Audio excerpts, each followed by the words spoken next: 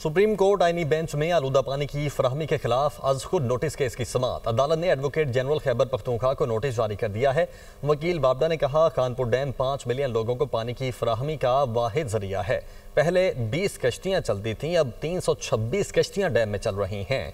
इस हवाले से हसीब मलिक इस्लामाबाद से हमारे साथ मौजूद हैं।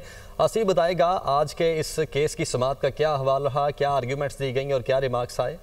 हसीब गालिबन इस वक्त हमारे साथ मौजूद नहीं है। आपको बताएं कि सुप्रीम कोर्ट आईनी बेंच में आलूदा पानी की फराहमी के खिलाफ आज खुद नोटिस केस की समाअत हुई है और अदालत ने एडवोकेट जनरल खैबर पख्तूनख्वा को नोटिस जारी कर दिया है।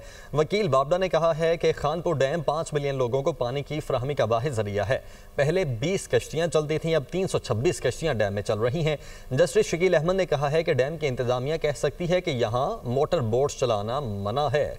जस्टिस जमाल खान मंदखेल ने कहा कि PHA भी तो है, वो इस हवाले से कोई उसूल तय कर ले। बोटिंग रुकवाने के लिए आपका क्या किरदार है?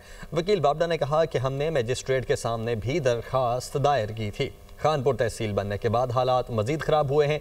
केस की समाअत गैर मुअय्यना मुद्दत तक मुलतवी कर दी गई है। तो सुप्रीम कोर्ट में आईनी बेंच में आलूदा पानी की फराहमी के खिलाफ आज खुद नोटिस केस की समाअत हुई है। अदालत ने एडवोकेट जनरल खैबर पख्तूनख्वा को नोटिस जारी कर दिया है और वकील बाबडा ने कहा है कि खानपुर डैम 5 मिलियन लोगों को पानी की फराहमी का वाहिद जरिया है। हसीब मलिक इस्लामाबाद से हमारे साथ मौजूद होंगे। तब तक आपको बताते चलें कि सुप्रीम कोर्ट आईनी बेंच में आलूदा पानी की फराहमी के खिलाफ ये आज खुद नोटिस केस है जिसकी आज समाअत हुई है।